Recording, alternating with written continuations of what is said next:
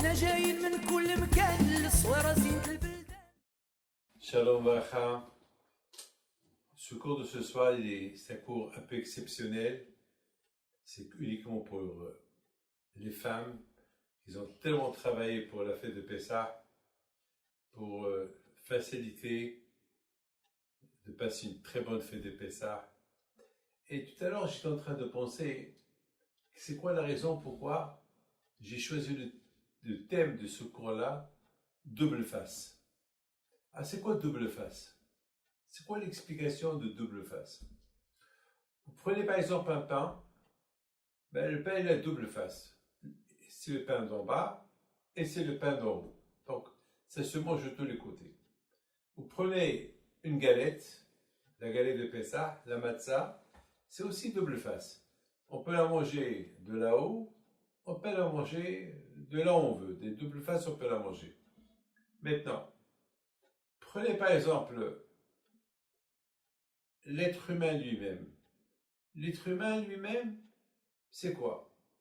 C'est, la Torah dit, que lorsqu'Akadosh a créé l'homme, quand il a créé l'homme, ça veut dire de devant et de derrière. Ça veut dire que, il faut bien écouter ce que je vais vous dire.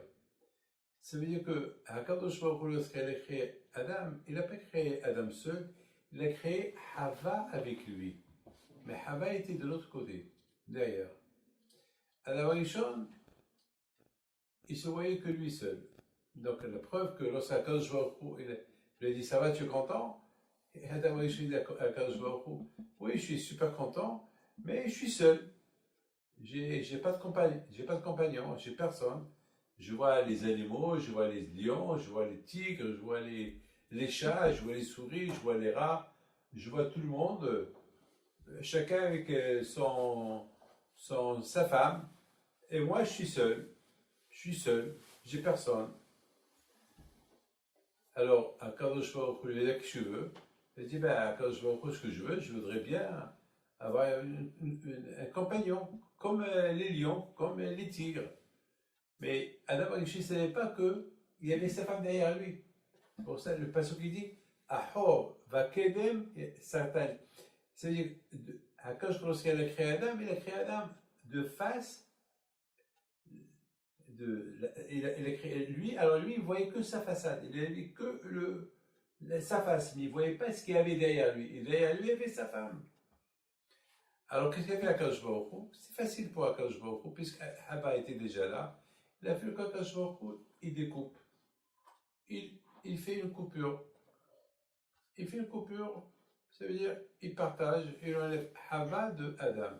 Ça veut dire que Adam et Hava, au départ, ils étaient seuls, ils étaient une seule personne, et maintenant voilà, il les a rendus deux personnes.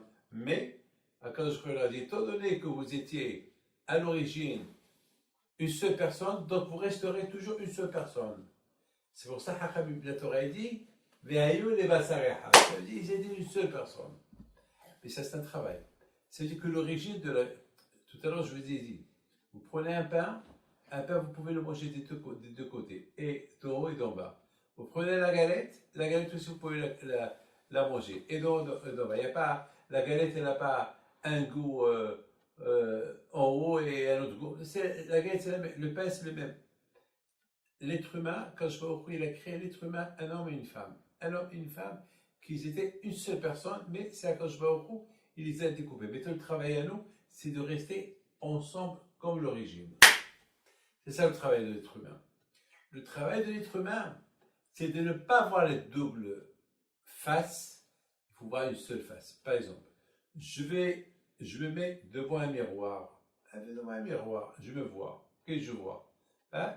Je vois mon visage, le reflet de mon visage, c'est tout. Il y a que. Mais est-ce que, à travers les miroirs, est-ce que je vois le derrière? Non. Est-ce que il n'y a que le coiffeur qui peut me couper, lorsqu'il me coupe les cheveux, c'est lui qui peut voir derrière ma tête. Moi, je ne peux pas voir. Sauf si je prends le miroir et je me vois, mais comme ça, alors je vois le miroir, je vois que moi-même. Eh bien justement, justement, il ne faut pas être le miroir. C'est-à-dire que il faut toujours savoir que Akadosh Baruch Hu, l'origine, il t'a créé une double face. Ça veut dire qu'il t'a créé et de la face en face et derrière qui était une seule personne, en un seul bloc. Ça veut dire que le travail de l'être humain, c'est de rester un seul bloc. Vous savez, je vais vous raconter une très belle histoire, une histoire extraordinaire que c'est ma nièce qui me l'a racontée. Vous savez que ma nièce, c'est une fille, c'est la petite fille de Rabbi Haïm Pinto, c'est la fille de ma sœur. Elle s'appelle Rena. Elle habite à Montréal. Elle est venue comme toutes les femmes à New York pour faire du shopping, comme tout le monde. Donc, malheureusement, c'était ce jeudi la veille, il y avait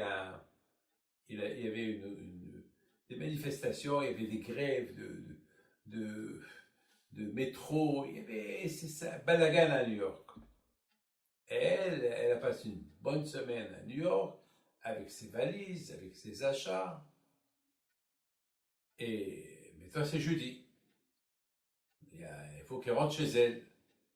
Elle avait un vol, mais il y a un problème.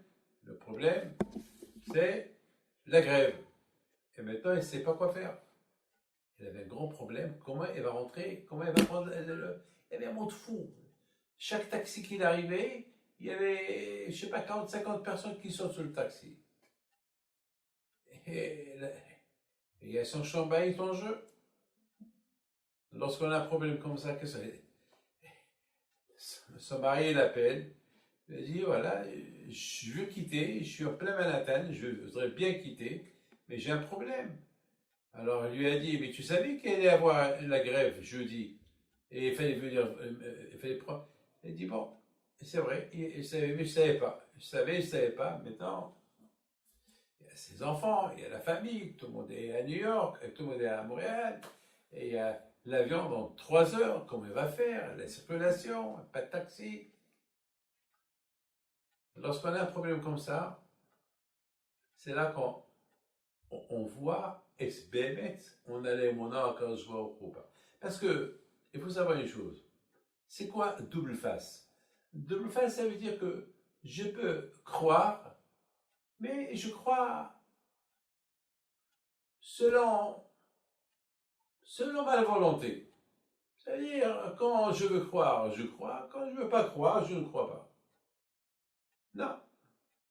Justement, c'est ça le travail de la personne. Le travail de la personne, c'est pas à toi de décider quand tu dois croire en Akadosh Baruch Hu. Ça doit être je crois, je crois. Vous savez, lorsqu'on dit Pessah, ça veut dire sauter. Lorsque je dois sauter, lorsque je vois un danger, je raconte une belle histoire. Une histoire. Il y avait une fois, à l'époque des nazis. À l'époque des nazis, chez moi, il y avait un nazi. Parce que on a passé la semaine dernière, c'était le jour de la Shoah, et j'ai écouté une histoire spectaculaire. Il y avait une fois un nazi qui était méchant. Il jouait avec les juifs. Il y avait un trou Leicester, il y avait un trou immense. Et ça veut dire qu'il y avait 2 montagnes, il y avait presque, il y a un ravin entre les 2 montagnes. Ça veut dire qu'il y avait près de 2-3 mètres, ça veut dire que c'est impossible. Ça veut dire qu'il faut être un sportif pour sauter d'une montagne à l'autre. Ça veut dire que c'est un chemichement. Vous savez, si tu tombes dans le ravin, c'est fini, c'est la mort. Il y avait presque 200 mètres d'altitude, c'était la mort. Et c'était vraiment, et ce nazi-là, il tirait sur les juifs pour qu'ils courent. Alors, il y avait ceux qui avaient le courage, ils couraient, et le fait de la peur de la mort, alors ils vont sauter. Ils vont réussir. C'est la peur de la mort. Il y avait des jeunes et pauvres, ils savent qu'ils vont partir à la mort, alors ils vont se faire abattre. Il y a ceux qu'ils vont quand même essayer et ils vont tomber. Il y avait un rabbin. Et à côté de lui, il y avait un juif qui n'était pas religieux. Il lui dit, comment tu vas faire? Il dit, ben, je vais mourir. Il dit, écoute-moi, on ne va pas mourir. On ne va pas se laisser faire. Il lui dit, monsieur le rabbin me dit, déjà toi tu es vieux. Il dit, je suis vieux, mais je vais vivre. Je crois en Dieu. Je n'ai pas le droit de dire que je vais mourir. J'ai des choses à faire. J'ai une famille. Je ne sais pas s'ils sont vivants ou ils ne sont pas vivants. Je ne sais pas. Mais je sais une chose. Il y a un Kadosh Baruch Hu. Il ne faut pas que je me laisse abattre. Je vais sauter. Alors, toi aussi tu sautes. Comment je vais sauter? Je te dis tu sautes. Toi tu me suis. Mais, Rabbi, mais toi tu es vieux. Moi je suis pire que toi. Comment? Toi tu vas sauter, moi je vais sauter. On va sauter les deux vers la mort. Écoute-moi. Si moi je meurs pas, toi tu meurs pas. Tu me suis. Mais tu sais quoi? Voilà mon talit. C'est tout ce qui me reste. J'ai dit de filer derrière. Moi je cours et tu cours. Et je lui ai dit, tu sais quoi? Non seulement tu vas tomber, mais je vais tomber aussi. Et peut-être, toi tu vas réussir, moi je vais t'empêcher avec ton talit parce que je te tiens. Et les deux on va faire un faux pas. Elle lui dit, non, n'aie pas peur. Si tu me suis. Et tu sais quoi? Ne compte pas sur moi. Monsieur le rabbin, toi tu es capable. Peut-être tu es capable. Moi je ne suis pas capable. Entre-temps, le nazi, hey! Il prend son revolver, il tire. Le rabbin commence à courir. Tout ce que je peux vous dire, c'est que le rabbin a réussi à aller de l'autre côté. Et soudainement, qu'est-ce qu'il voit? L'autre aussi qui arrive à côté de lui. Je dis, comment tu as fait? Il dit, ben, j'ai fait comme toi. Toi, tu pensais à ton Dieu, et moi aussi, je pensais à ton Dieu, qui est mon Dieu maintenant. Voilà, mes amis, et l'histoire. L'histoire est qu'on peut être deux faces. Une face qui est croyant, une face qu'il y a ce qu'on appelle le safek, le doute. Le plus important, c'est que il faut se travailler pour écarter le doute. Eh bien, mes amis, l'histoire de ce que je viens de vous raconter, c'est Baruch Hashem, il a maintenant presque il est très vieux. Il est mort déjà, mais j'ai écouté l'enregistrement de son histoire. Ça fait cette histoire qui est très vieille, mais grâce à Dieu, ils ont survécu la Shoah, ils sont venus en Israël, ils se sont installés, et c'est leurs enfants qu'ils ont fait écouter l'histoire de ces deux personnes-là. C'est-à-dire, le travail de l'être humain, c'est d'arriver à faire de deux faces une face. Ne pas être double face. Parce qu'il n'existe pas de double face. Et c'est la raison pourquoi quand je vois au départ, lorsqu'il a créé Adam et Hava, il les a créés ensemble. Et quand je repris, il les a séparés. Pourquoi il les a séparés? Pour un enseignant pour nous. Le enseignant pour nous, c'est de travailler à être tout le temps une seule face. Mais a priori, on est double face. Alors justement, on est double face qu'on doit devenir une seule face. Écoutez, si on prend deux animaux c'est toujours double face. Toujours, chez les animaux, c'est toujours double face. Mais chez l'être humain, non. L'origine de la création de l'être humain, c'est qu'ils doivent être une seule face, pas double face. C'est comme qui dit le prophète, comme qui dit, je crois, Eyob, Ahova Ketem Sartani. Toi, Hachem, lorsque tu m'as créé, tu m'as créé de devant et de derrière. Ça veut dire, c'est incroyable. Regardez, hein. Voilà. Disons, ça c'est Adam, et là c'est Hava. Regardez, hein. Adam et Hava, double face, c'est Adam et Hava. Eh bien, c'est comme ça qu'ils doivent être. Et c'est la raison pourquoi c'est écrit dans la Torah, une fois que Adam, il a vu Hava, et lorsqu'Akadosh Baruch Hu, il a porté Hava à Adam, c'est écrit dans la Torah, et maintenant, il va devenir une seule personne. Mais c'est ce qu'ils étaient avant. Une seule personne, eh bien, ils vont devenir une seule personne. Et c'est la raison pourquoi lorsque l'homme est marié une femme, eh bien, il est marié avec une bague. Une bague qui est ronde. Une bague qui est ronde. C'est pas une bague c'est pas une bague qui est collée. Non, elle est ronde. Ça veut dire que c'est quelque chose ça veut dire que toute leur vie, elle va être en rond. Ça veut dire que toute leur vie, elle va être en rond. Vous savez, mes amis, que Pessah, vous savez pourquoi on appelle la fête de Pessah Pessah? Pessah, c'est du verbe sauter. Sauter. Je comprends. Est-ce qu'un il a besoin de sauter? Pessah, sauter. Je comprends pas. Quand je vois, il saute pas. Quand je vois au cou. Quand je vois au cou, il est de là-haut, il voit tout. C'est quoi? On dirait que quand je fait la course. On dit que le bon Dieu, il fait la course, il saute d'une maison à l'autre. D'ailleurs, la fête de Pessah, on l'appelle Pessah. C'est dur hein, d'imaginer Hachem qui saute. Pessah ou Hachem. La fête de Pessah, c'est la fête de Akash Baruch Hu. C'est quoi le mot Pessah? Pessah, c'est sauter. Mais en fait, mes amis, Pessah, c'est pas que le fait de dire Pessah, c'est sauter. C'est P c'est la bouche, Sah, c'est la parole. Ça veut dire que l'homme, combien il doit. La fête que Hachem nous a donnée, qui s'appelle Pessah, ça veut dire qu'il faut bien faire attention avec la parole, parce que la parole, elle peut être double. Vous savez qu'on dit, qu'est-ce qu'on dit? Beheref pipiot biyadam. C'est grave ce que je vais vous dire. Le mot beheref pipiot, ça veut dire que l'épée, on peut tuer avec l'épée des deux côtés. Vous savez, je ne sais pas si vous avez vu les épées, surtout l'épée romaine, vous savez, beheref pipiot biyadam. Ça veut dire que l'épée, tu peux tuer de tous les côtés. Et du bout, et de tous les côtés, tu peux tuer. De la même façon que tu peux tuer avec une épée des deux côtés, alors il faut savoir qu'avec ta bouche, il faut que ta bouche elle soit bien de tous les côtés. Tu ne peux pas faire que de ta bouche, il y a des choses qui vont. Tu vas faire des bonnes choses avec ta bouche et tu vas faire avec ta bouche des mauvaises choses. Non, paix, ça. Et le mot ça, c'est samerhet. Samerhet, c'est le chiffre 68. 68, c'est Gematria Haïm. Haïm, c'est la vie.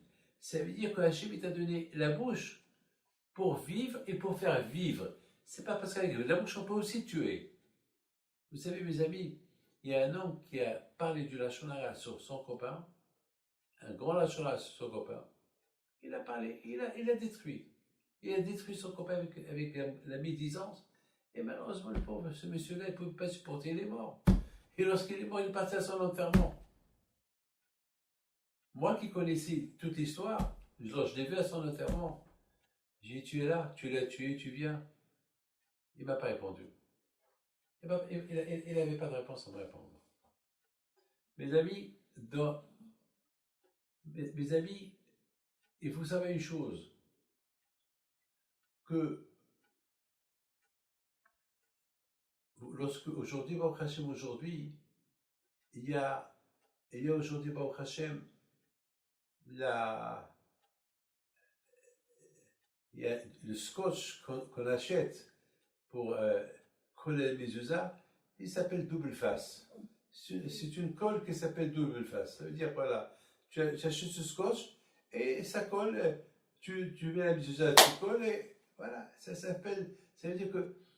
Et ce double face, il te sert à être protégé chez toi à la maison avec la mezuzah. C'est-à-dire, mes amis, il faut que Piv, Philippe Chavin. Et c'est ça, mes amis, la préparation de Matan Torah, la préparation de Matan Torah, de Pessah jusqu'à Shavuot, c'est ne pas être justement double face. Il faut être. C'est quoi Pessah? Pessah, c'est la vie, la parole de la vie. Ça veut dire qu'il faut que je fais attention avec ma bouche. Ça veut dire que si je veux vivre, alors je parle, j'exécute ce qu'Hachem veut de moi, l'amour du prochain, pour recevoir la Torah. Ça veut dire que c'est une préparation, c'est pas je me prépare de Pessah pour Shavuot, mais lorsque Shavuot il arrive, je ne me suis pas préparé. C'était du bidon, rien du tout. C'est-à-dire qu'il n'y a pas de sens. Le sens de la sortie de l'Égypte, c'est pour arriver à recevoir la Torah. C'est pareil, quitter l'Égypte, j'ai quitté l'Égypte uniquement pour faire plaisir à Hachem. Non, quand je t'a libéré de l'Égypte, pour te faire plaisir à toi. Et c'est quoi te faire plaisir à toi? C'est le vrai plaisir à toi, c'est ce cadeau que je vais te donner. Et alors, il ne faut pas être double face. C'est pas. D'ailleurs, tous ces gens-là qui ont joué le double face avec le bon Dieu, pendant le coup de Hocher, Makat Hocher, eh ben, ils sont partis. Ils sont morts. Ceux qui sont sortis de l'Égypte, c'est que s'ils étaient une seule face. C'est tout. Ouais, c'est tout. Il ne faut pas. Ça veut dire que, vous savez,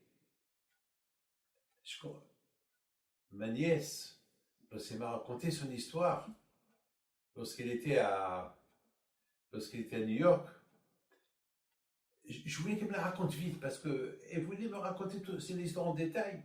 Mais moi, j'étais tellement. Moi, je connais, beaucoup de fois, j'ai assisté. Une fois, j'étais à Paris, il y avait la grève des métros. J'étais obligé de marcher presque 3 heures jusqu'à Créteil. De Paris jusqu'à Créteil, 3 heures à pied parce qu'il n'y avait pas. Il y avait la grève des métros, il y avait la grève de tout. Alors, je sais, surtout New York, de Manhattan à l'aéroport, à pied, je sais pas moi, c'est au moins 3-4 heures. Surtout s'il y a avec le bouchon et tout.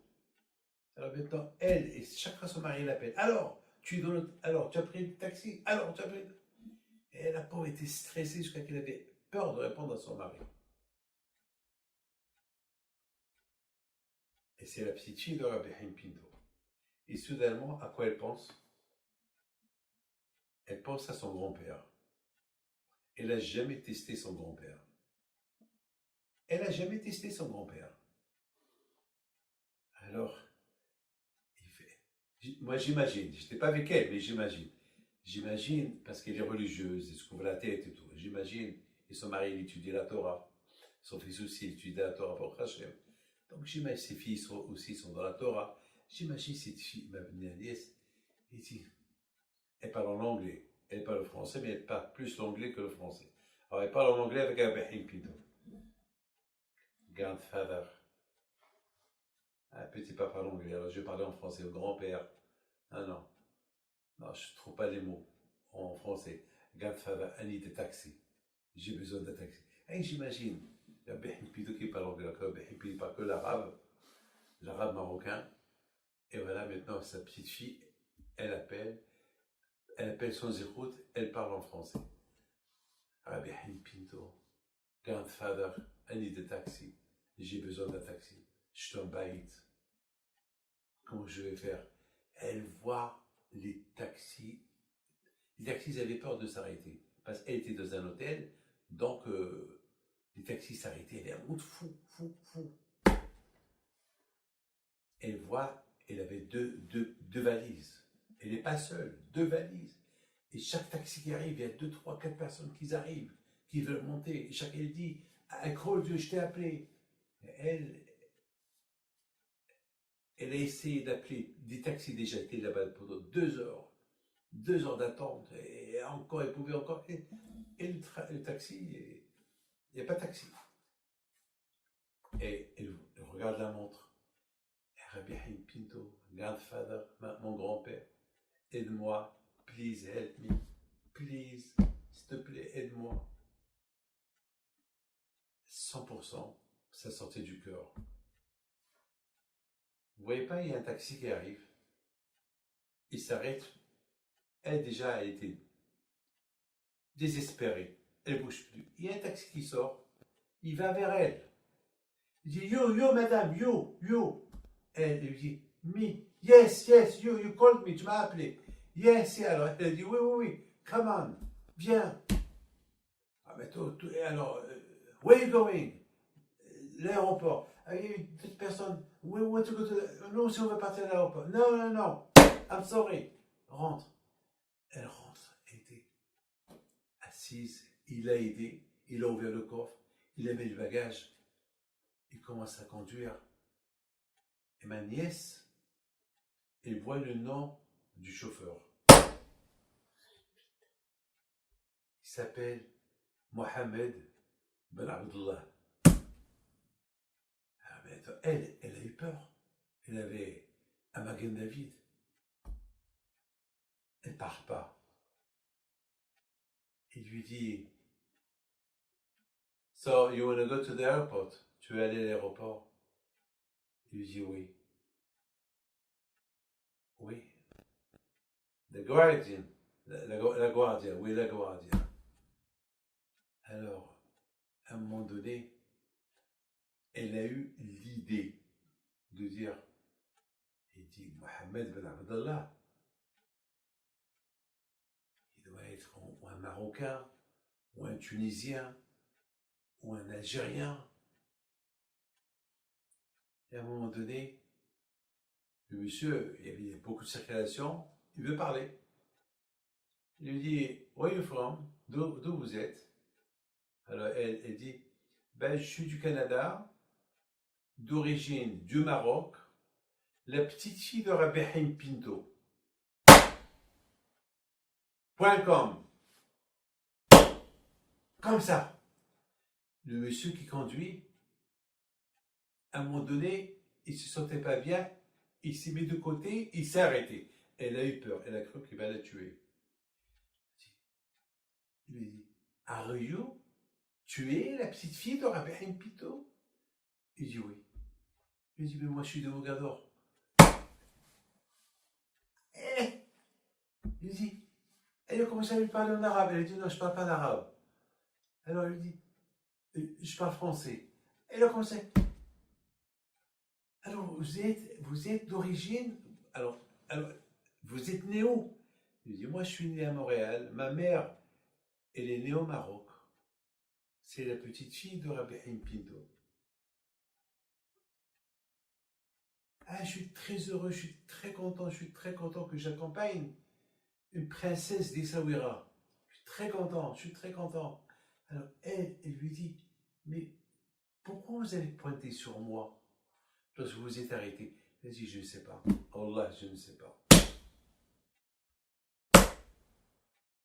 Vous savez, mes amis, il l'a accompagné à l'aéroport. Il a aidé à lui donner les bagages. Il a dit, c'est lourd. Je vais t'aider jusqu'au terminal. Il l'accompagnait avec les bagages. Et à la fin, il lui a dit, mon plaisir, c'est que j'ai accompagné la petite fille de Rabihim Pinto, le rabbin, le tzaddik de ma ville. Je veux pas de l'argent. Elle a insisté, je vous en prie, faites-moi plaisir. Encaissez, je peux pas. Non. Il a dit, non, je ne veux pas. Il a dit, je vous en prie, encaissez l'argent. Faites-moi plaisir. Voilà. Ça, c'est la émouna. Ça, c'est une émouna, pas une émouna qui s'appelle une émouna de double face. Ça, c'est une émouna entière. C'est pas une émouna à moitié, l'ishalish au rabia, ou un quart, ou un quart. Non, une émouna entière. Ça veut dire que pendant ces moments-là, qu'elle était en train d'appeler, d'évoquer le tzaddik pour qu'il vienne à son aide, pour que lui, il va chez Akadosh Baruch Hu prier, parce que le plus c'était le Shlom Bayit et tout ça. Alors Akadosh Baruch Hu, il a cette émouna, cette force de émouna, elle est montée chez Akadosh Baruch Hu. Il a fait que, et effectivement, l'avion presque était vide. Pourquoi il était vide? Parce que la plupart des passagers, ils ont pas voyagé. Et elle avait presque tout l'avion était pour elle. C'est ça, mes amis, le Kouad. Et justement, la bouteille, Akadosh Baruch Hu, il a donné la Torah à Israël. Akadosh Baruch Hu, surtout. Il leur a donné entre Pessah et Shavuot. Qu'est-ce qu'il y a entre Pessah et Shavuot? À Pessah, on mange la galette. À Pessah, on ne mange pas la matzah. Oui ou pas? Et alors, c'est-à-dire, c'est qu'Akadosh Baruch Hu, il a voulu nous séparer, parce que toute l'année on mange Hametz ou Matzah, toute l'année on peut manger et le Hametz et le Matzah, toute l'année on mange Hametz et le... Mais Akadosh Baruch Hu, après ça, il veut qu'on obtienne une leçon que la Torah, elle est entière. Il n'y a pas un jour je fais ça, un jour je fais ça, un jour je fais ça, un jour... La Torah elle est en entière. Ça veut dire qu'il faut séparer le Hametz de la Matzah.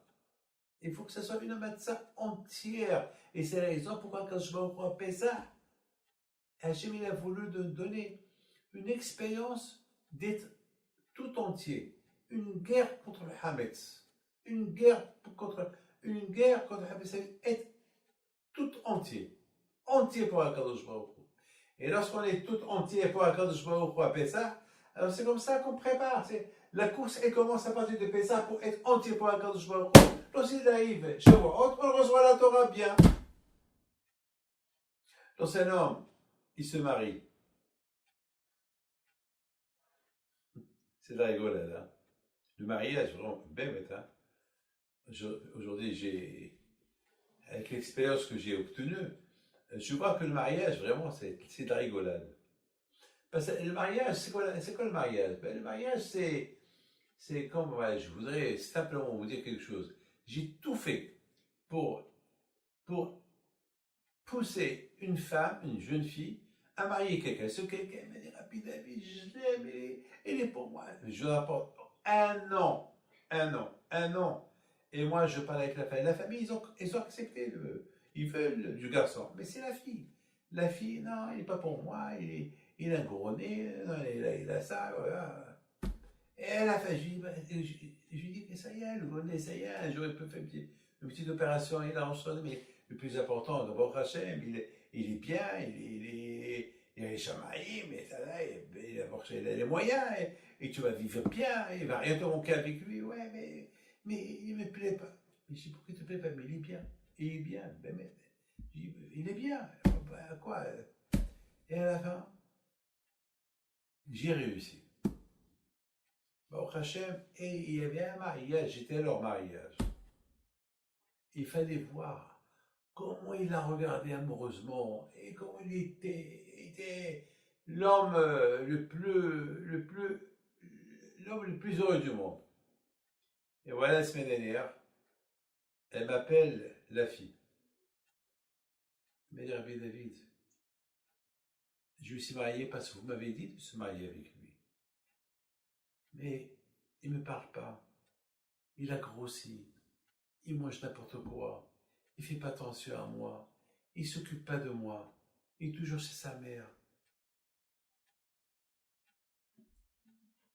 Je me sentais un peu gêné. Je l'ai appelé. Il me dit, oui, Rabbi, avec le corona. J'ai dit, quel corona? Je lui dis, moi aussi. Toi, tu as passé le corona, moi aussi j'ai passé un confinement, moi aussi comme toi. Quoi, c'est quoi? Mais attends, tu me fais honte. Tu fais double face. Tu m'as trahi. Tu m'as montré l'homme le plus sérieux du monde, l'homme le généreux, l'homme de voilà. Maintenant, je découvre que tu es un autre homme. C'est pas ça. Tu te moques du monde. Non, c'est pas bien, tu me fais honte. Et je suis tombé sur lui.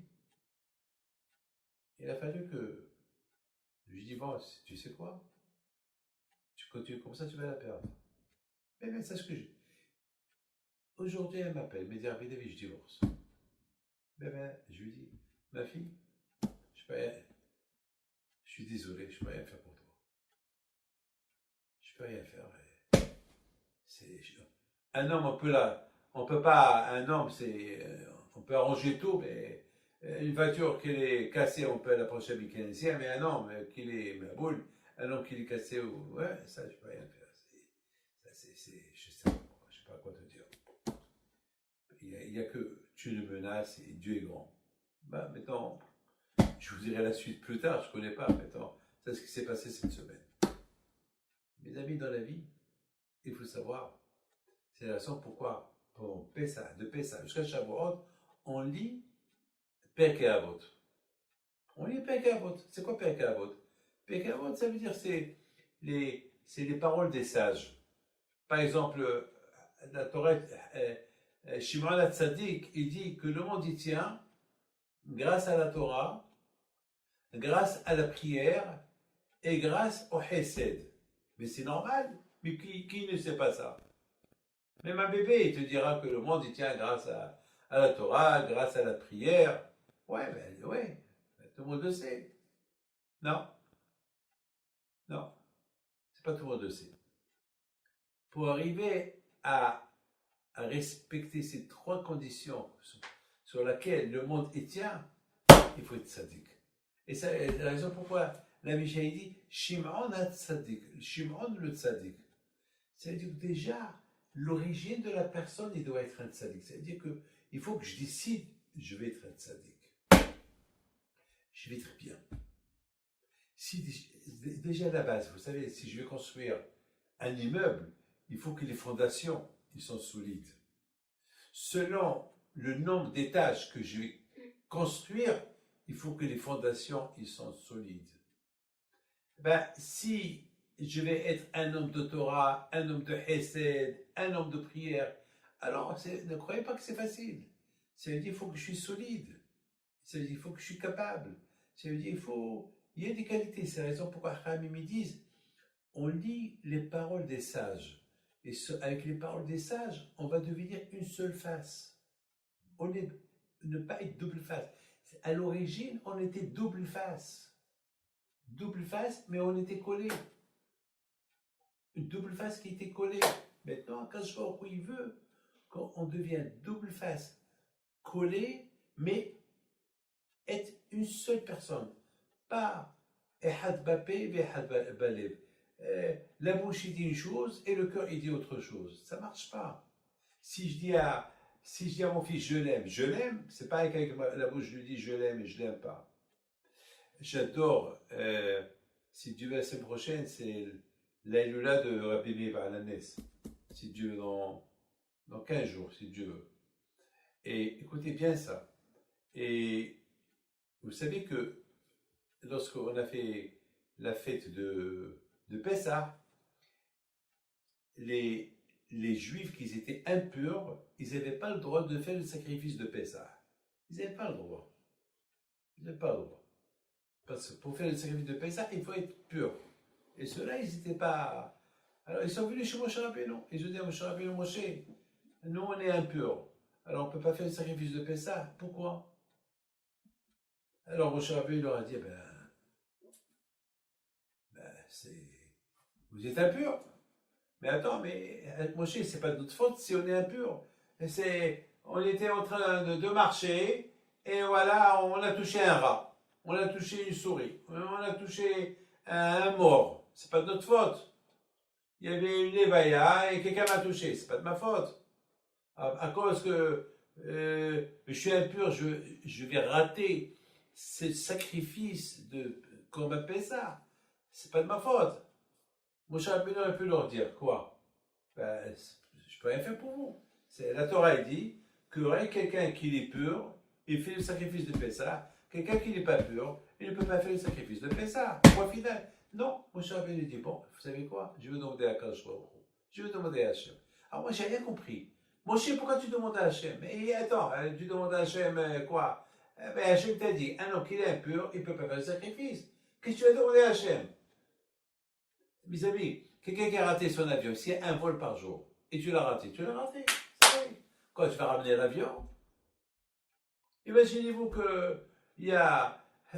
Qu'est-ce que tu vas faire? Tu as raté l'avion, tu attends the next one, tu attends le prochain.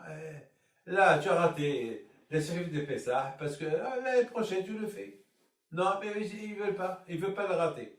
C'est quoi, vous voulez ramener l'avion? Je raconte une belle histoire. Une fois, j'étais dans l'avion, j'allais en Guadeloupe. Il y a 30 ans de ces histoires. J'allais en Guadeloupe. Et il n'y avait que des jeunes. Il n'y avait que des jeunes. C'était les vacances. Dans l'avion, c'était que des jeunes. Et ça criait, ça... Et ils ont fait la fête, des jeunes, des filles, garçons. Et moi, c'était un jumbo jet, un grand avion, et j'étais au milieu, au centre. Et il y avait avec moi, je pense que c'est William Marciano, je ne me rappelle pas qui, et un autre monsieur qui m'accompagnait à l'époque. Donc, je ne savais pas quoi faire. Et je l'ai regardé un peu méchamment. J'étais un peu... Mais il me regardait, ça veut dire, on s'en fout toi. Bon, à un moment donné, j'ai dit à Hachem, quand je vais rester dans cet avion pendant 8 heures de souffrance. Déjà, on a déjà passé 2 heures, c'est 10 heures de vol, encore 8 heures à la chaîne. Et alors, je vais arriver en Guadeloupe à 2 heures de l'après-midi, il y a un décalage de 6-7 heures. À quelle heure je vais crever? Je ne vais même pas me proposer. Comment je vais faire? Eux, ils vont arriver en Guadeloupe, ils vont faire la fête. Et moi, quelle fête? Moi, je commence à ressembler les gens. Hachem, je t'en prie, fais à ce que l'avion il bouge un peu. Fais à ce que l'avion il bouge un peu. Comme ça, le capitaine il va demander que tout le monde s'assoie, parce que là, tout le monde était debout, tout le monde criait, tout le monde était debout. Et ça crie de là, ça crie à gauche, à droite. C'est les jeunes de vacances. Moi, si je savais qu'il y avait que ces vacanciers-là, j'aurais pris un autre avion, mais je ne sais pas, moi. Mais je ne savais pas. Ah, là, Hachem, on dirait qu'il a écouté ma prière, et l'avion a commencé à bouger. Tout de suite, le capitaine dit, ouais, il a prié. Il a dit, bon, s'il vous plaît, attachez vos ceintures, parce que on rentre dans une zone de turbulence, et bon, tout le monde s'assoit, et vraiment, ça bougeait. Alors, ça bougeait, et surtout, nous, on était vers derrière, et derrière, ça bouge, hein. La queue de l'avion, ça bouge beaucoup. Donc vraiment, ça bougeait. Donc, celui qui était à côté de moi, je l'ai éprouvé, je lui dis, je crois que le bon Dieu est en colère contre nous. Il me regarde. Je crois que c'est la première fois de sa vie qu'il entend le mot bon Dieu. Dieu? Ah oui, il est Dieu. Il est en colère parce que on n'est pas sérieux. Ah bon? Qu'est-ce qu'il faut faire? Il faut être sérieux, il faut être calme, il faut être gentil. Ben, ça va, on va tout faire. Et a commencé. Et je lui dis, dis-leur qu'ils se calment un peu. Et bien même, tout le monde était calme. Tout le monde était vraiment calme. Et ça a duré un bon quart d'heure, jusqu'à que moi-même j'ai eu un peu peur, mais c'est pas grave. Allez, à un moment donné, tout s'est venu en ordre, et encore ça a recommencé. Alors, mais ça recommence encore pire qu'avant. Maintenant, ils veulent vraiment faire la fête. Maintenant, encore là. Et ils ont commencé à. Et vacances! Et ils ont commencé à chanter. Je dis, c'est ça, encore 7 heures de souffrance. Tu ne peux pas faire quelque chose à Kadosh Baruch Hu. Quelque chose pour les calmer pour le reste du temps. Alors, à un moment donné, encore une fois, on dirait que le bon Dieu a écouté ma prière. Mais parfois, il faut bien faire attention. Il ne faut pas faire des prières comme ça, parce que ça peut coûter cher des prières comme ça. Alors, à un moment donné, je vous pardonne, il y a eu un trou d'air, bam! Tout de suite, encore le capitaine, il prend encore le micro, il dit, s'il vous plaît, encore, il y a une zone de turbulence, c'est de l'imprévu, ben, c'est comme ça, on rentre dans une zone chaude, froide, attachez-vous bien. Et encore, et vraiment, alors là, ça bougeait tellement, et vous savez, lorsque ça bouge, ça résonne, on entend le bruit des bagages, tout bouge, et ça bougeait, et chacun regarde, et moi, je le regarde, je lui dis, il faut se calmer. Alors moi, j'ai pris un peu le contrôle de la situation, mais à un moment donné, moi-même, j'ai eu peur, et j'ai dit, Hachem, n'oublie pas, je suis là. J'ai eu peur, moi-même j'ai eu peur, j'ai rien que ce soit entre nous. Attends, rien que j'ai joué, ne me prends pas au sérieux. Et bon, Hachem s'est calmé, et grâce à Dieu, c'est bien calmé. C'est ça l'Emouna. L'Emouna, c'est de sentir que toi et Hachem, vous êtes une seule personne. Pas moi et Hachem comme ça. Voilà moi, voilà Hachem. Voilà, je sais que tu existes, mais je suis un peu détaché. Il faut que ça soit one, une seule personne. Pas, je suis un double face. Ça veut dire, il y a une face qui est avec le bon Dieu, et il y a une face qui est à moi. Non, ça ne marche pas comme ça. Il faut que ça soit une seule face. Comme le mariage. Comme lorsque, à Kippour, on dit, on est les fnei Hachem, on est devant Hachem. Allez, voilà. À Kippour, on est devant Hachem. Mes amis, cette méhim-là, ces impurs-là, à un moment donné, ils avaient de la peine. Pourquoi on ne peut pas faire le sacrifice à Pessah comme tout le monde? Mais vous êtes impurs. C'est pas de notre faute. C'est pas de notre faute. C'est pas de ma faute si je suis impur. C'est pas... Mes amis, imaginez-vous quelqu'un qui est en voyage et il n'est pas arrivé. Il n'est pas arrivé à Jérusalem pour faire le sacrifice de Pessah. Alors ça y est, il a perdu. Mais il peut. Il a la chance de... S'il n'a pas fait... Si c'était pas de sa faute, si c'est de sa faute, c'est grave. Mais si, accompagne quelqu'un qui est impur, c'est une chose qu'elle arrive. Ça peut arriver. Ça peut arriver. Alors, qu'est-ce qu'il faut faire? Alors, quand je vais au il dit à Moshe Rabbeinu, tu sais quoi? On va leur donner une chance. Ils m'aiment tellement ces gens-là qui veulent célébrer le sacrifice de Pessah. Parce que le sacrifice de Pessah, il rapproche la personne à Kadosh Baruch Hu. L'émouna. Il tient tellement à le faire.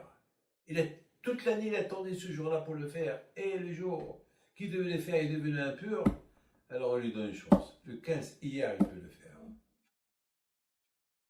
Voilà mes amis, pourquoi Akadosh Baruch Hu, il a donné la chance à ces impurs de récupérer le 15 hier pour refaire le sacrifice de Pessah. Alors que quelqu'un qui n'a pas fait Shabbat, est-ce que dis-moi tu peux faire Shabbat? Non, pas Shabbat, c'est avec Shabbat.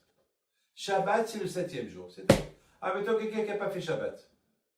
Ben, il va dire, je vais le faire jeudi, vendredi. Non, le Shabbat, c'est le Shabbat. Alors, Pessah, c'est Pessah. Mais là, il avait raison, il était impur. Et Pessah, c'est quelque chose qui se fait vraiment. Vous savez que le sacrifice de Pessah, on le fait même Shabbat. On le fait même Shabbat. C'est le même Shabbat, on prend des sacrifices sur l'égorger, le Shabbat. Alors que le Shabbat n'a pas le droit d'égorger. Mais le sacrifice de Pessah, on peut le faire. Pourquoi? Parce que le sacrifice de Pessah, c'est le symbole de l'union, le symbole de l'unité, le symbole de l'émona, le symbole de je me détache de tout ce qui est idolâtrie, je m'attache qu'avec Akadosh Baruch Hu. Donc Pessah, c'est quelque chose qu'Akadosh Baruch Hu il a donné. C'est-à-dire celui, Akadosh Baruch Hu, il a vu ces juifs-là que vraiment, ils n'étaient pas de face, parce qu'il aurait pu dire, j'ai raté, j'étais malade, j'étais impur. Non! Mais non! Même qu'ils étaient impurs, ils voulaient le faire. Alors quand je dis, ce n'est pas, ils veulent le faire. Alors je leur donne la chance pour le faire. Mes amis, je voudrais simplement vous dire une seule chose. Que aujourd'hui, on se prépare tous pour la fête de Matan Torah. Matan Torah, c'est pas que pour les hommes, pour les femmes aussi. Vous les femmes, je sais combien vous êtes fatigués pendant la fête de Pessah pour faire plaisir à vos maris, vos enfants, les repas, cachériser la maison, un grand travail. Vous savez, c'est quoi votre récompense? J'aurais pu croire que votre récompense, ça va être Hachem, il va vous donner la Torah. Non, la Torah c'est pour les hommes. Alors c'est quoi votre récompense? Votre récompense, vous, mesdames, c'est la récompense de voir vos maris, vos enfants dans la Torah. C'est ça votre récompense. Votre récompense, elle va être, c'est que vous allez laisser après 120 ans une seule façade. Pas un double face. Pas un qui fait ce qu'il veut. Vous savez, un qui fait ce qu'il veut, un jour la prière, un jour pas de prière, un jour ça, un jour ça. Ça marche pas. Il y avait quelqu'un, mes amis, que chaque anniversaire de sa femme, il lui apportait un bijou. Un bijou, chaque année. Chaque année, il lui apporte un bijou. Chaque année, il lui apporte un bijou. Mais quelque chose de magnifique. Et bon, Hachem, les affaires, ils ont commencé à devenir très importants. Elle a commencé à faire beaucoup d'argent. Donc, le cadeau qu'il apportait à sa femme, il était en conséquence de ce qu'il gagnait. Comme les Anara, une fois c'est Van Cleef, une fois c'est Cartier, une fois c'est. Enfin, vous savez, avec tous les modes, chaque fois il lui apporte quelque chose de magnifique. Un jour, il dit à sa femme, qu'est-ce que tu veux que je t'apporte? Alors elle lui dit, ben, je te demande pas, je suis gêné. Chaque année, tu m'offres, de toute façon, ce que tu m'offres, c'est au coffre, je ne veux pas les manger. Mais c'est le plaisir d'une minute, plaisir d'une heure. Il lui dit, ici par exemple, cette année, je t'achète rien du tout. Ah ben, elle lui dit, ben, si tu veux pas m'acheter, ne m'achète pas. Il n'a pas acheté. Il n'a pas acheté. Et ça a fait un scandale. Vous n'avez aucune imagination du scandale qu'il y avait. Donc, bien sûr, j'ai intervenu, mais il fallait voir. Il fallait voir de quoi elle l'a traité. Il fallait voir. Oui, il est avare, il est pas. J'ai essayé de prendre un peu sa défense. Bon, je lui dis, mais non, mais il est millionnaire, mais il a l'argent, le contraire maintenant. Cette année, il a fait 10 fois plus de chiffres que n'importe. Et en plus, il m'achète rien. J'ai dit, peut-être, il ne sait pas ton goût. Peut-être, il ne sait pas quoi t'acheter. Il sait pas. Il sait plus. Juge-le bien. Elle n'a rien voulu savoir. Rien voulu savoir. Elle a maintenu, et sa mère en plus, elle était avec elle. Alors maintenant, j'avais affaire avec la fille et avec la belle-mère, les deux. Lui, le pauvre, il a dit, lui, j'ai fait un clin d'œil pour qu'il suive ma politique. Ça veut dire qu'il ne savait pas, à quoi lui acheter. J'ai fait un clin d'œil pour. Alors, il a commencé à répéter. Alors, elle lui a dit, non, mais c'est pas ça. C'est Rapid Habit qui a dit ça. Toi, tu répètes ce que Rapid. Il dit non. Alors, moi, je dis non, c'est pas vrai, madame. Il a fallu que je mange. Je lui dis, pour maintenir, c'est que lui, il ne savait pas quoi lui acheter. Chaque année, il lui achète. Et maintenant, il ne sait pas quoi lui acheter. Et c'est ça, aimer un homme. Alors quoi, c'est aimer quelqu'un par intérêt? Est-ce que j'aime Akadosh Baruch Hu par intérêt?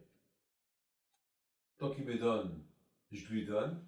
Le jour qu'il ne me donne pas, je tourne ma veste. C'est comme ça que ça marche. Mes amis, c'est des choses à bien retenir. Le support Baruch Hashem, ils ont fait la paix. Ils ont fait la paix. Mais je lui ai dit de ne rien acheter. Je lui ai dit, madame, cette année, il ne t'achète rien du tout. De toute façon, tout est à toi. Tu veux d'argent? Voilà, il te donne d'argent, va, achète. Et arrête, c'est pas inventer une histoire. C'est un pour faire une histoire. C'est un pour le. Ça va. Tout le temps, il t'a acheté. Une fois, il t'a pas acheté. Il t'a dit, en plus, il t'a dit, bon, ça fait la fine bêtise, d'accord. Pour ça, pour ça, tu veux divorcer, pour ça, tu veux faire. Non. Lorsqu'on aime quelqu'un, beaucoup de familles amies, on n'est pas sûr d'aimer quelqu'un. Même Rabbi Akiva, avant que les Romains l'ont tué, je termine, avant que les Romains l'ont tué,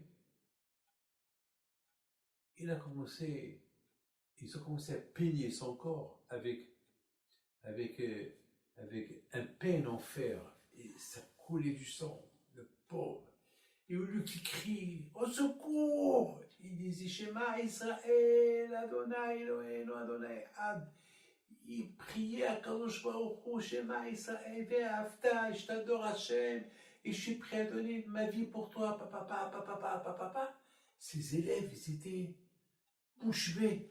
Ils ont dit, Rabbeinu, Adkan, Rabbeinu, maître, attends, au lieu qu'on te voit crier, on voit que tu es en train de donner ta vie pour Hachem, tu déclares ton amour à Akash Baruch, que tu es prêt à donner ta vie pour Hachem, et tu es prêt, il leur a dit, mes enfants, 3 fois par jour, 4 fois par jour, je dis à Hachem que je t'aime, des centaines de fois, je couronne le bon Dieu, je fais 3 amidot par jour, je fais 100 brachot, Baruch Ata Hachem, Elokeinu melech haolam, béni soit Hachem, maître de l'univers.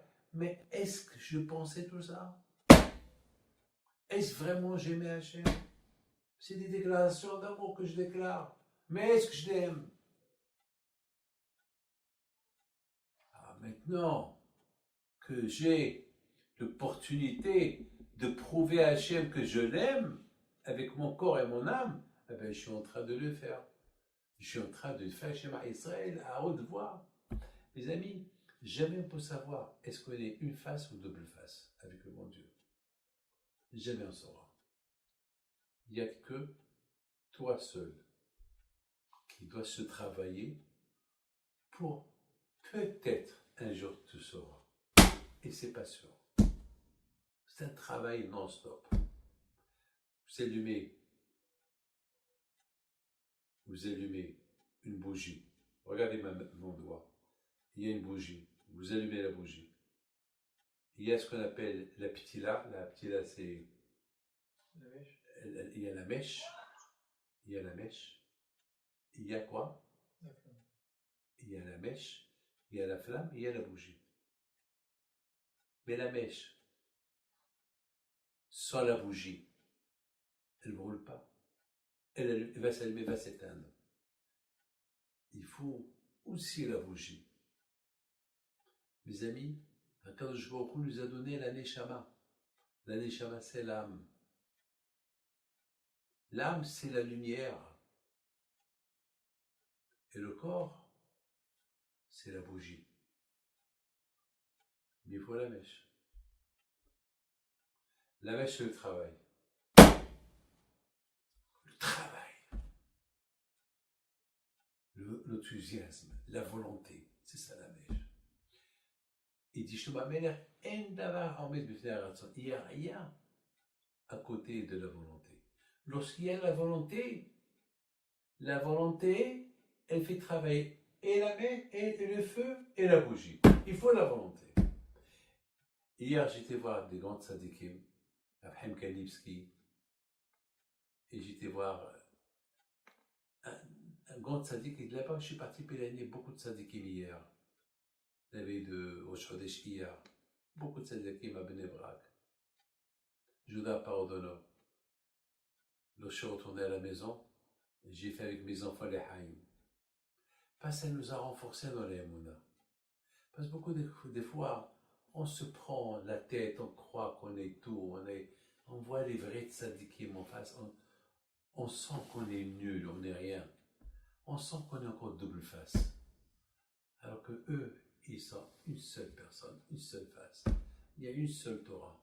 Il n'y a pas de Torah. Il n'y a pas de Torah. Une seule Torah.